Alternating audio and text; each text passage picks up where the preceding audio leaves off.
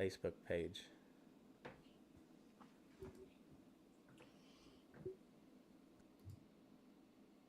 All right, looks like we're up. So Sweet. perfect. Get a few people. Get a few people over here watching, and then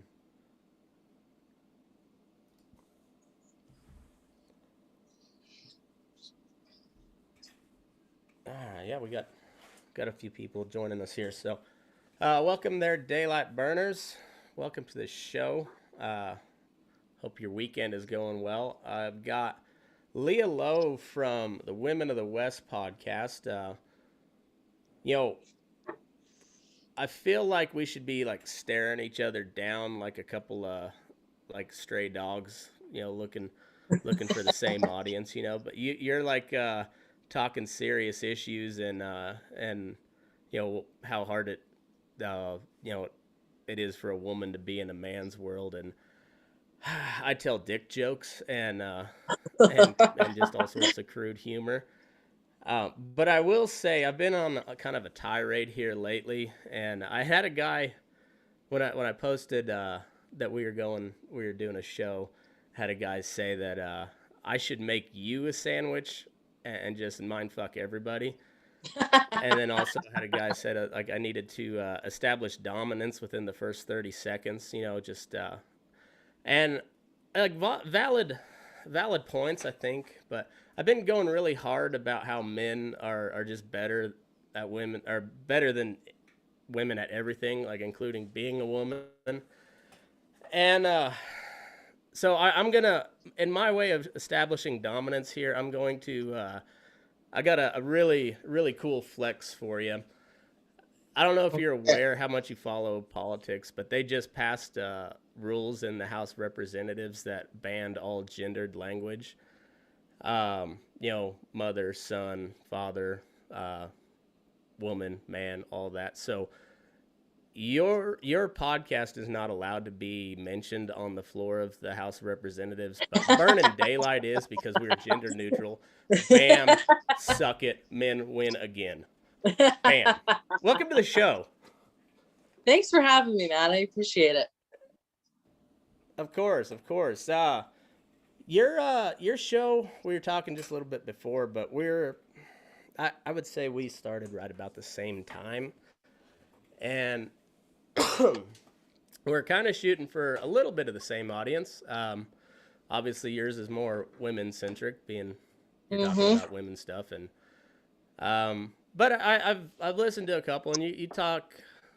I'm not talking to women, of course, but you talk a little bit about everything, and I don't know. I just I think it's good to have all aspects of the rural community as kind of typecast as we get. We are a very diverse community, and I think we need to get that more out into the mainstream.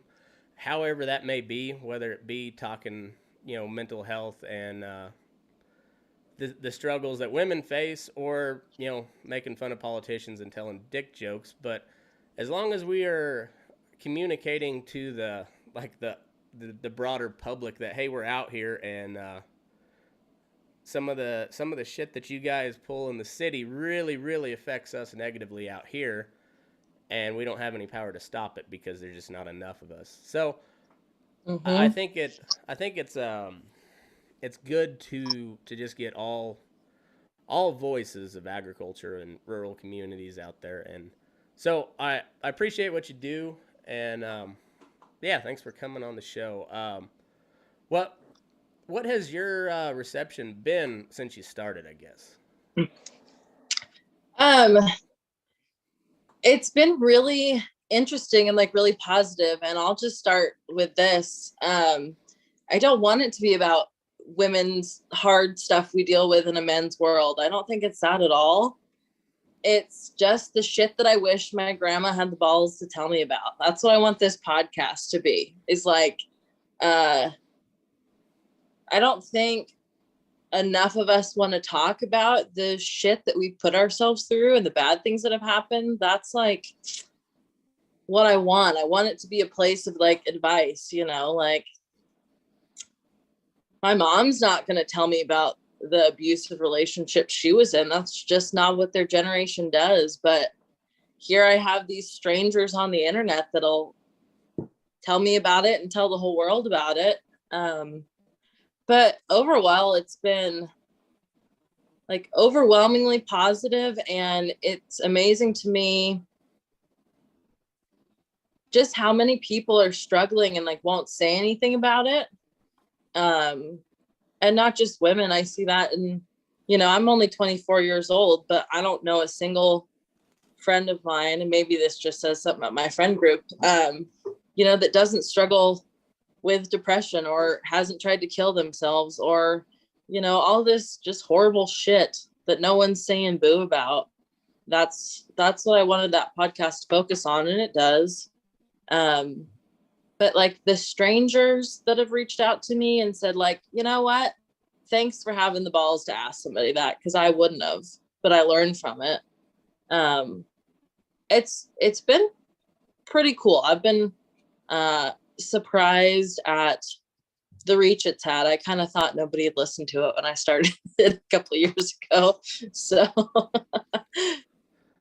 Hey, we're back. Oh, good old rural internet. But no, I think that's right. You know, there's that old as very prevalent in the ag community, that old just pick yourself up by your bootstraps. mm-hmm. And you know, rub some dirt on it. You'll get over it. And I think there's some real valuable advice to that.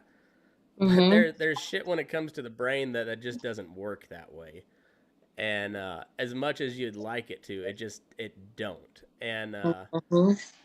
And you're seeing it. Well, like me and Aaron, my buddy that I do the strictly political show with, we were talking about it with these mass shootings. Just, you know, I've so I'm about, well, shit, I guess I'm 11 years older than you. Fuck, I'm old. But like I was in junior high when Columbine happened, and Mm-hmm. hey, that was a weird deal. You know, you didn't really, and now before the pandemic, it seemed like there was some sort of mass shooting, whether it be school shooting or a mall or something. Like every other week, it seemed like there was another one, Mm-hmm. and everybody's, you know, it's always assault weapons ban or fucking come and take it. That's the only conversation being had.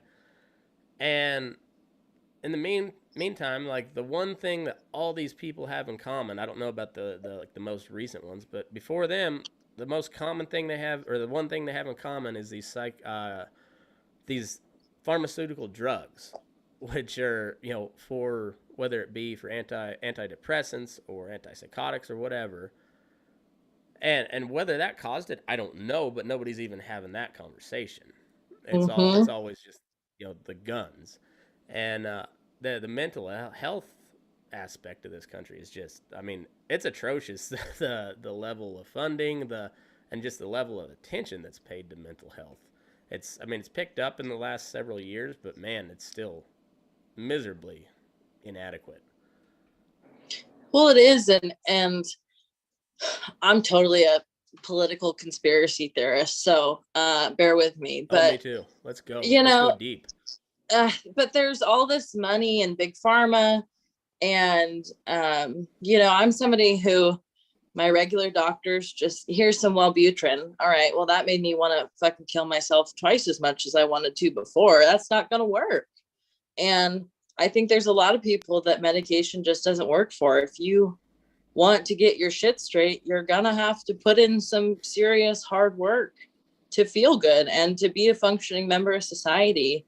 And that's the conversation that's not being had. It's like, oh, you're kind of sad, let's give you some XYZ. You know, there's hundreds of antidepressants out on the market that, you know, big pharma is pushing, who's also who owns a lot of our food supply, and yada yada. You know, Uh-huh. it's all kind of interconnected. But I think that's a push I went with my podcast and my audience is that, nobody's going to fucking do it for you. You're either going to feel better or not. And you do still have to put the work in to figure that out, because meds is not the answer to anything. And whether that be that causes you to have a psychotic break and whatever, but it's just the reality of it. It's not as simple as a antipsychotic pill to fix your shit. Well, and you could start looking at your brain like a machine. That little preventative maintenance goes a long ways, and whether that be just like, I don't know, like meditation, or just like shutting your damn phone off and reading a book maybe, or like stop scrolling social media. I love social media. I love technology. I mean, it's the fact that we got Oregon, Nevada, and Vermont all talking on a show that's being broadcast to two people, and and it's pretty cool. But then at the same time, you've got like the Insta hoes, that where it seems like their only focus in life is to take a different angle picture of their ass and put it on social media, and then like hashtag fitness or whatever, and then you got like the rates of suicide for teenage girls is skyrocketing, which never happens. It's usually the boys that commit suicide, but like the girls, that the number of especially young girls that have in the past few years since the advent of social media has been like very troubling. So there's some obvious downsides to it, and there's times where it's just shut it off. Like, just put it down, go do something, go for a run, go for a ride, whatever, or read a book.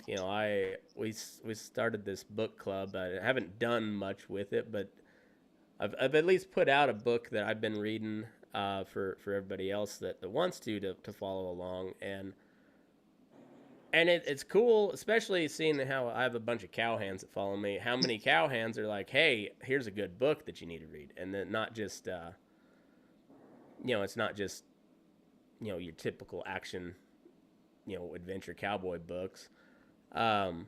It's just, it's just making that stuff cool again is good, and I think that'll do a lot for mental health, because then you do research and you find out different things, and you might find something that works for you that that medicine can't do. And yeah, I don't know, it's there's something to that unplugging, where finding that balance of using social media to get what you need done, and meet some new people and whatnot, but also like moving, not letting it control your life. Yeah, I think it's going to be like the necessary evil of our lifetimes, because we are so interconnected. And and I will say that's a big reason I started my podcast. Was I was going up to school in Bozeman and traveling a lot, meeting a lot of people that I followed on social media, especially women that I looked up to. And like, in person, they were a bunch of bitches. And I was just like blown away. You can have this total like social media platform where you ride your horse and you make your shit, and everything's hunky-dory, and you meet them in person, they're just like miserable to be around. And I just saw a lot of like media outlets using the same four faces, and I just thought, these people like kind of suck, and I want to pass on that spotlight to women who are actually like making a difference and living through these traumatic things and still being pleasant, functioning members of society on the other end of it,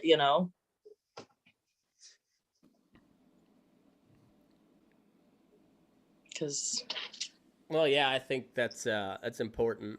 That's one of the reasons I started mine too. I've said it quite a bit, but I think we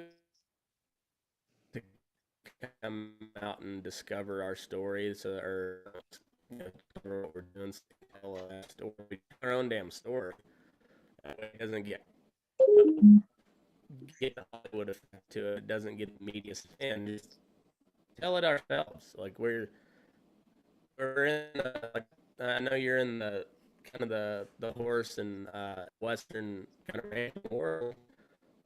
There's nobody on earth that tells a story as good as an old cowhand. I mean, I will fight anybody that point. Like there's nobody except maybe like an old black man. An old black man uh, can give a cowhand.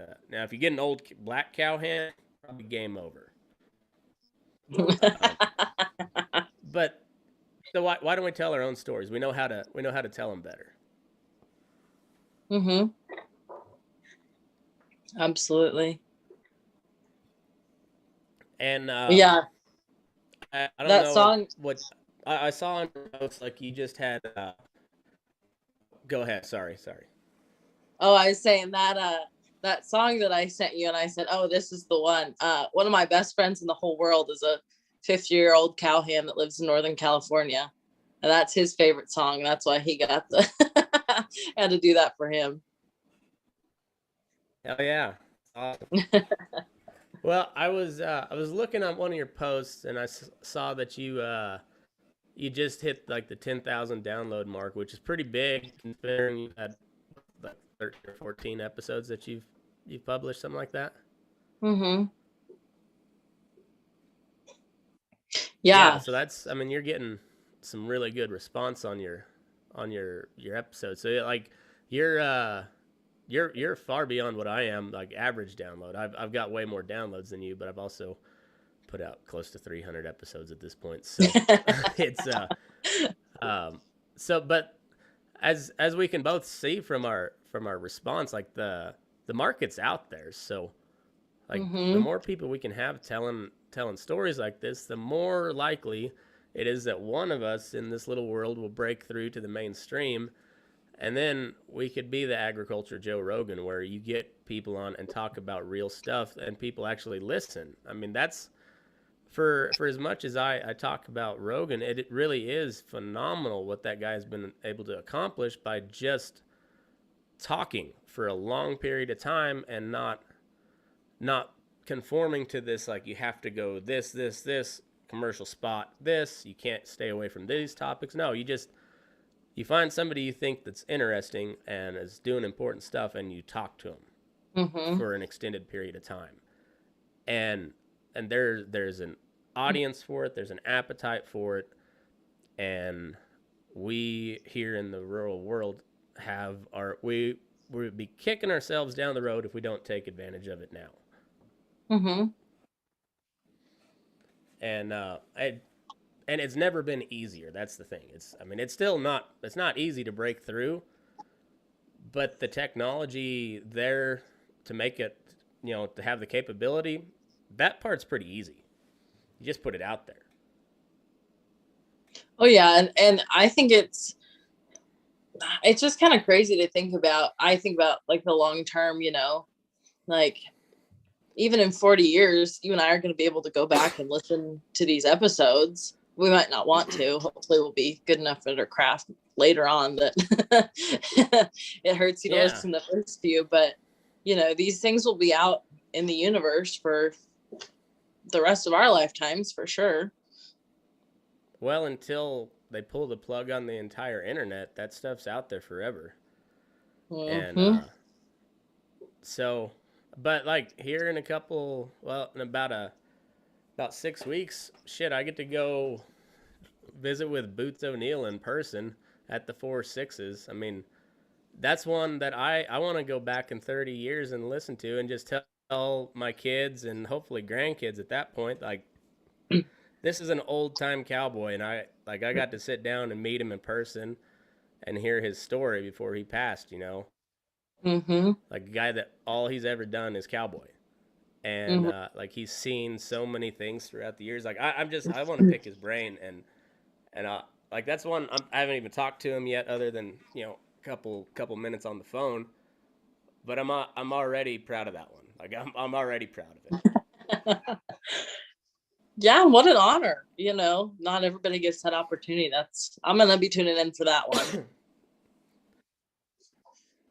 Yeah, that's gonna be cool. And but like it's just it's neat, like I got to I got to introduce my audience to one of the guys I think is doing some of the coolest shit out there today. And Black Rifle Coffee. I got to have like a real conversation with Corb Lund. I mean, just some really cool people, and then like I get to share that with the world, and that's cool. Like being able to talk to people you think might be cool, and then it turns out they are, and you get to have like a real conversation with them. Mm-hmm. It's pretty neat. That's been the coolest part of, and not even just so much the people I have on the podcast, but people I meet just because they're like, hey, I really like that episode, or I like what you're doing. And Mm-hmm. I've met so many cool people that way. Well, and it's a good excuse. I'm always like, oh, I wouldn't have a reason to message this gal otherwise, but I have a podcast. You want Yeah. to be on it? Let's be friends. Yeah. Oh, it's cool. Well, another one is Daniele Bellelli. Like, I'm not gonna let that guy not be my friend. Like, I just keep emailing him, and as long as he keeps answering me back, I'll keep talking to him. So, that's just part of it. And so, like, I've had several people, and it's like, I don't know how you do all that, and you just do it. Just if you want to talk to somebody, the first thing to do is ask. And Mm-hmm. outside of that, I don't have much advice to you, but because if you don't ask, then like there's no way it's gonna happen, unless you're just waiting on blind luck. And blind luck a lot of times is when you make it. Just all you gotta do is ask. Yeah, I've been talking to one of my friends about this. There's people who are blessed with like the gift of gab, and I think you and I are both those people, but people who don't just have it naturally, like that's a hard skill to learn, to be able to bullshit with anybody and like not be weird or uncomfortable about it. It's like some people thinking like to ask somebody to talk to them, that's the most terrifying thing they could think of to do. Well, I kind of skated through college because of the gift of gab, because I was the guy that in a group project I did the least amount of work, but if you told me what I needed to say, I would make it sound really good. And I for some reason I always got stuck up with the real shy kind of nerdy types that like they were just deathly afraid of speaking in public. So I was like, you guys do the real work, I'll present the fuck out of it. And it worked out pretty good. But that's I think I think there's something to that. I mean, just being able to find who's good at what. And like I'm not the handiest guy out there. I can probably hang with most of them, get a job done. But I'm not gonna outshine anybody by any means. Uh, but I also know, like, I kind of have a feeling when, like, hey, I'll let somebody else ride up here and uh, and take the lead. I'll where I can. But, like, this is a little bit outside my my expertise. And I don't know. You can learn a lot from those group projects. Um, just kind of how everybody works together. But I don't know. You don't get people if you don't try to talk to people. Like, nobody's gonna hear our stories. Um, there's something to that gift of gab, because if you're good at it, you can get other people talk to, and get a side of story that somebody might not ever hear. Mm-hmm. But you don't even have to be good at it. There's three things you have to do, and I'm going to pass this on for generational advice. You say something to me and I acknowledge that you said it. I say something to connect with you, and then I ask you a question, and the conversation will never end. Acknowledge, connect, ask a question.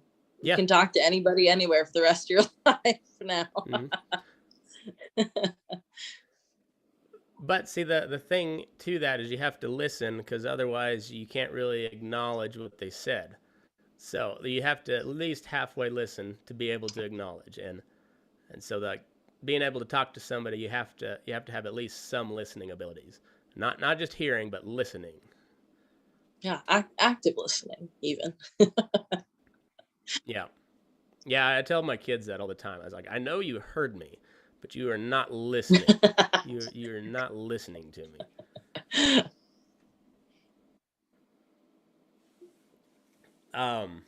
Who's your favorite interview so far? Oh,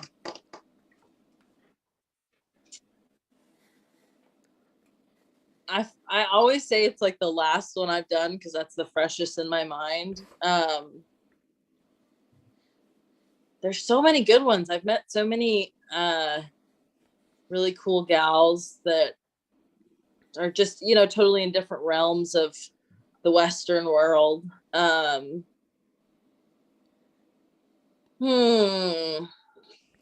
I give you top three? Top three appropriate? Go for it. We'll swap top three. All right, let's do that. Most recently, I talked to Jen Kangas out of Utah, and that one was probably my favorite because I didn't know what I was getting myself into, and she bared it all. She was like, yeah, I moved out here, my house burnt down, my last boyfriend killed himself, and this is how I made it through. And I was like, not expecting that. So that was like a diamond in the rough one. Oh, wow. The fact that she could just talk about all these horrible things that have happened to her like that. That's probably my favorite that I've talked to so far. Cool. And so round out your top three. Then let's see. Amanda Dilworth is always one of my favorites. She was the first gal I ever interviewed, and I was terrified, but she was really cool. And thirdly,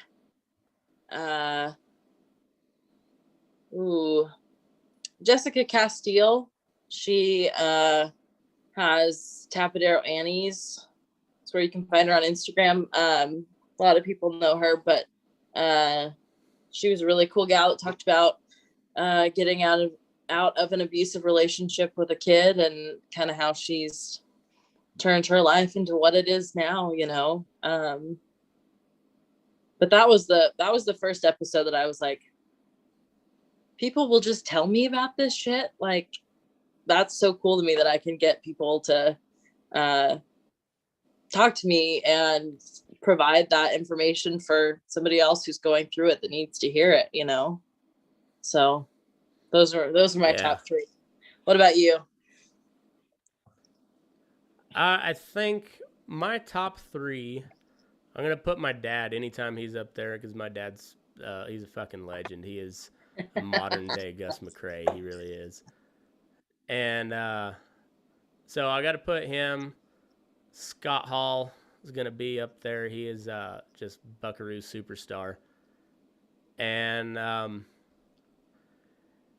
going to have to give a toss up between the Knight family out of Elko County, Nevada. That was one that I thought it was going to be a cool episode, and it turned out to be way cooler than I thought. It was a really neat, huge Mormon family and they're working on a ranch out there, but they've been everywhere. They'd spent some time in Russia. Like, he was kind of helped oversee the importation of like thousands of cattle from the U.S. to Russia. And so that was pretty neat listening to that. And also, there was a guy from, I don't know where he lives now, but he kind of bounced around the Texas Panhandle back in like the 80s and 90s. And I posted on a Facebook group looking for people to interview, and he responded. So I I had a conversation with him while I was riding pins, and we were just swapping old cowboy war stories, and it was funner than hell. I had a good time, and I've never talked to him since, but it was a cool little just swapping like old stories when you know in our heyday of just wild cowboy shit. It was pretty cool. Yeah, it's just funny And you'll how. notice I didn't put any of the big names that I've interviewed on that list because I truly end up having a better time with just regular folks. There's some cool, I'd say, Daniele Bellelli, Evan Hafer, and Cor Blund live up to the hype. Bill Bullard, on the other hand, did not. I know he's a pretty powerful guy in the cattle world, but I was just not truly all that impressed with him. He just came off as a politician more than anything, and so it was one of those things where it's like sometimes meeting your heroes ain't a great thing, because I always looked up to Bill Bullard quite a bit, and I still think he's important. I think he's a smart guy, but he just didn't really didn't do it for me when I actually talked to him, one on one. Well, and isn't it funny? You get so excited to meet these people, and then you interview them, and then you go to put something out, and it's their words, but it still has your name on it. I've scrapped an interview or two in my day because I just couldn't do it. So yeah. Now there's some though. I typically think the ones where I always have just like a gut feeling, like those are my type of people. Like I'm usually pretty on about that. Like, but there's just certain people I always thought, like, if I get a chance to talk to them, I bet we'd have a cool conversation. And the couple that I've been able to have that conversation with has turned out pretty true. So I just kind of go with my gut on that. Yeah, you can tell who is like a salt of the earth person right off the bat. Yeah, and so I guess that's my biggest advice for anybody that, like, if they want to start a podcast or a YouTube channel or whatever, is just like think about what you would want to listen to and try to do that. And so think about who you'd want to talk to and go ask them. That's about all the best advice I can tell you is just go do it, or at least try. And otherwise, I mean, it was John Wilkes Booth that said, "Yeah, you miss 100% of the shots you never take." True that. Don't give me that, Kate. Don't give me that, Kate. That was a good one. I can't take credit for that one. I heard that on I think on Drinking Bros podcast, but that's always a classic joke. Oh, and don't get caught up in equipment. I'm laughing because you guys have microphones and I'm balancing my screen, but I still record my podcast with my little Apple headphones that come with it. And maybe I'm biased. Maybe my sound quality sucks and nobody's told me. But you can make a decent sounding podcast with $5 worth of gear. Yeah, you really can. That's how I started mine, was with a pair of earbuds, and I recorded it while I was riding pins on my phone. Did that for quite a while. I mean, I've upgraded since then, and it makes a difference in the overall quality, but like, it's all semantics at that point. I mean, it's just kind of like how professional do you want to make it, but to get it out there, it don't take much. That's true. Yeah, and I don't know. It's I guess we'll wrap it up for we're about 45, are we, Kate? Cool. So we'll wrap up the main segment. Who's on your bucket list to interview? Ooh.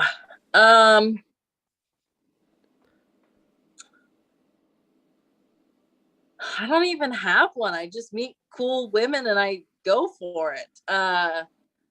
I have a pretty close friend of mine that I hope to interview very soon. And that should be a good one. She got pregnant at 17 and raised her kids on the Roaring Springs Ranch in Eastern Oregon, and has lived a very strange, she's lived a lot of life. But she's on my target list right now. So hopefully that'll be coming out soon though. Nice. That's awesome. Mm-hmm. No, you got to have somebody, who's like the one person. If you could never interview another person, who would it be?